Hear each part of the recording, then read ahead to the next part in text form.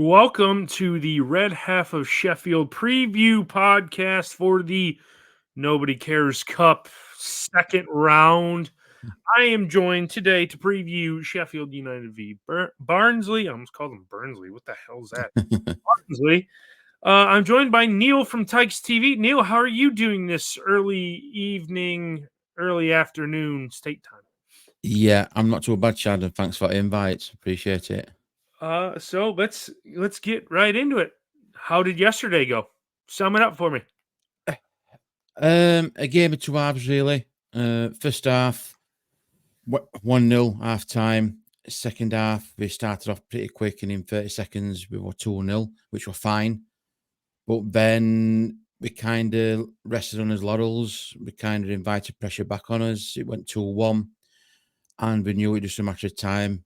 The Northampton came on to us. It was like pressure, and again, another draw, and still looking for a home win now. I think it's like in 9 games. So a bit frustrating because we should have put the chances away. We could have been 3-4-0 up. But if you don't take your chances, which this is the thing with transfer window, we are looking for strikers. Unfortunately, it's going to pay back, and it felt like a defeat, even though it were a draw. But for me and a few others, it felt like a loss. Yeah. As you mentioned, yeah, those are the tough games where you draw and it feels like a loss. We had one Mm. against QPR, match day 2. Up 2-0 at halftime, flying at the end of the first half, and then second half we just shipped 2 goals, and you're like, oh yeah, that's a swift kick to the old balls. Yeah. You mentioned as the time of recording, we got about 6 days until the transfer window closes. Where do you see Barnsley need to strengthen in your eyes? Straight away, we need a winger and we need 2, if not 3 strikers. We knew at the end of last season, McAtee went back to Luton, which has since gone on to Bolton. We had him on loan. Devante Cole, 18 goals last season, a free agent. He's gone to West Brom. And again, it's like we were already short on strikers. We're looking at strikers now. You've got 2 strikers, Sam Cosgrove, Max Waters. You're then looking at kids in academy, such as like Fabio Giallo, Aidan Marsh, to try and make a difference. But unfair on relying on them. You need proven goal scorers. I mean, at the end of the day, you've got to put goal in back at net. You're creating chances, like I said, there, and you need that bit of quality. But again, people know in England and that, like in English league, is that if everybody's after a striker, it's going to be a premium. Now we know Barnsley were after a striker, they're going to be asking a premium price as well. Yeah, that's the unfortunate thing, man. It's as you said, any position player that any side in the 92 teams in the EFL, yeah, you're interested. Any rumor comes out that hey, you're interested in this player. Oh yeah, add on the English Mm. tax, and we'll pay. You probably should pay 1.5 million for him. Oh no, look, you got to pay 3 for him. Yeah, that's a crock. Yeah. I don't understand. I don't understand that, and you know, it's just I never understood it, and it hasn't been like that the whole time. It's just in recent times when it's been like really noticeable that hey, you're going to pay a premium for X player because he's English. That doesn't make any sense to me. Mm. Yeah, I mean, it's like because of all this financial fair play, and we want to promote the youth within, and for the international players from abroad coming in, kind of thing. I kind of get where they're coming from, but then you can price your son out at market by asking, it might have been said £500,000 player, and because of this new ruling we're coming in, or you wanting to promote English youth into thing, that £500,000 player all of a sudden is like £1 million. It's like, why? Yeah, What justifies that? Then your agents drive it up, they're out to touting it to your clubs, and before you know where you are, it's agent v club, and it's like it just gets messy. yeah, exactly. That's muddies the waters and everything, leaves a bad taste in everyone's mouth. Mm. So enlighten us in the little. I guess the best players Barnsley have in. It's tough to say because, like I said, this is the Nobody Cares Cup. Neither one of our teams are going to even come anywhere close to the quarterfinals. Anything. This is the cup that should just be for, hey, kind of like the FA Cup is. Oh, it's only the top 6 teams. Let's just make it a competition with them. Let the rest of these teams get on with their lives. If Barnsley do put out a stronger side, who are some of the players we should look out for? You probably know a few. Donovan Pines, really well. He had a nasty.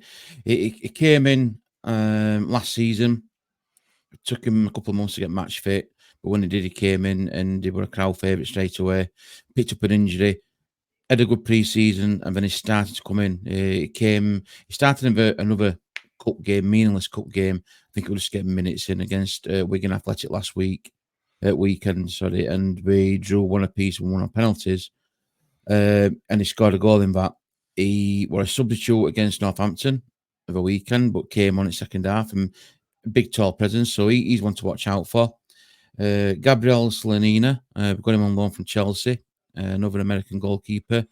Very, very confident in his own belief. He's coming in, he's only a young kid, I think he's about 21, 22, but commanding, unbelievable.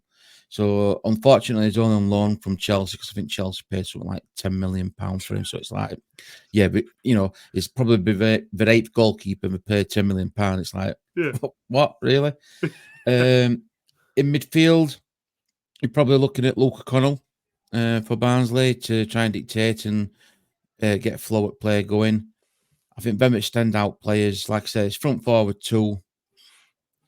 It's one of them where if they score a goal, it's like, when's the next time we're going to get one on target kind of thing. It's that's what I'm saying. But with striking options, we are needing that department. Yeah. All right. How do you think it's going to go? This game's on Tuesday. How do you think it's going to go? 5-0, 6-0 Barnsley win? Do you know what? There's a lot of Barnsley fans been complaining about prices because it used to be £10 for a cup game, and because it's like a Sheffield United or it's going to be a Yorkshire derby, it's £17. So that's put a lot of people off, and it's like cup games. It'll probably mix it up with a few at pros and a few at young kids in, if I'm being honest. And I want Barnsley to win every game, of course, like every fan wants to win. But realistically, I'm not really bothered about it. If it went to a draw and it went to penalties, I won't be bothered. It's one of them where it's come at the wrong time of season. We can't afford to pick up any injuries with squad depth or lack of squad depth.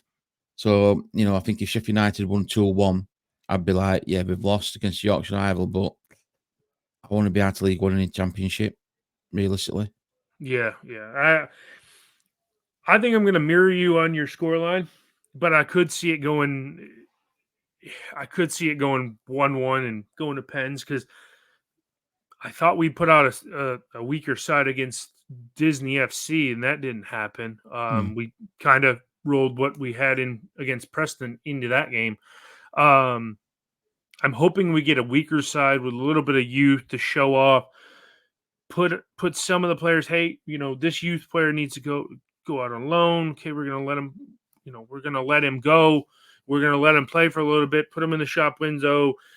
Maybe some teams in the lower leagues come and pick them up. And I honestly want to be out of this cup too. So it's whoever less wants to be in this game is probably going to end up winning.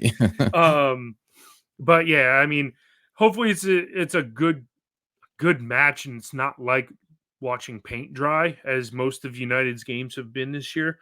But I'll ask you this, Neil.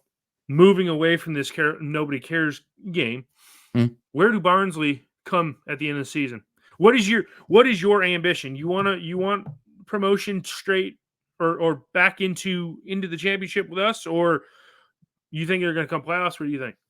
Yeah, I mean, at the end of last season, seen before Monday Duff, we went to Wembley and missed out to obviously rival Sheffield Wednesday last cricket game. Last season it was playoffs, and we only just managed to scrape over the line at playoffs. This season, Darryl Clark's come in, he's brought in some a different work ethic and standard. He's really got him fit, sharper, and again, it all depends. I think it's if you're asking me now, and we're going in, and we weren't fortunate enough to get any strikers in, I'd be saying we'd be probably just miss out on playoffs. Yeah. But a lot depends. If we get, in my eyes, I said two strikers. If we get two strikers in, or one now and probably one in January, I'd be looking at playoffs, because for some big teams in there who've come down and spent some money, a lot of money, i.e. Birmingham, they spent a hell of a lot of money. Is now, again, we're ninth. I know it's only a couple of games in. A lot of people say, yeah, but you're ninth and this other. But again, the worrying thing, what I've seen in games that I've watched with Barnsley, is that we are creating chances. We are just not putting them away. In the games that we should have won against Mansfield at home, we could have comfortably won back 3-0, and we let them in. And it's like, it seems to be that heads go down, and you can see frustration in players.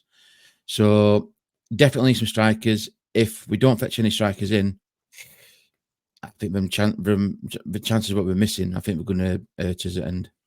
Yeah. Well, I hope the best for you, because it'd be cool to see Barnsley back in the championship. Because I'm sick and tired of all this freaking money that's starting to ruin the championship as a whole, and we're to blame too with the parachute payments. Before we get out of here, I ask every single opposition person that comes on and talks your pre-match go-to beverage. A pint of John Smith's. Ah, okay. John Smith's. So that's a bitter. That's a beer. It's Uh-huh. a dark beer, but it's a nice strong beer. Yeah. Okay. Good deal. Yeah. Good deal. Yeah, perfect. That works. Neil, tell the folks where they can find you on the interweb. Yeah, I'm on YouTube, Tykes TV. I'm also on Instagram, Twitter, X, whatever you want to call it now. Tykes TV keeps changing. It sounds a bit weird when you call it X, because it sounds like you're on about an ex-girlfriend, doesn't it, when you mention it? Oh, yeah, I posted on X. I'm like, really? So, yeah, but all on social medias and that, and it's nice because I've also got a lot of followers from other football fans and networks and channels, and it's football's community and it's family, and we all come together and talk and have a banter and a laugh. Yeah, that's what it's all about at the end of the day. Yeah. If you haven't done so, follow Red Half Sheffield on YouTube, at Red Sheffield on X. You can follow me, CJarvis_13 on X. And until we preview top of the table Watford v Sheffield United, I will leave you with Up the Blades.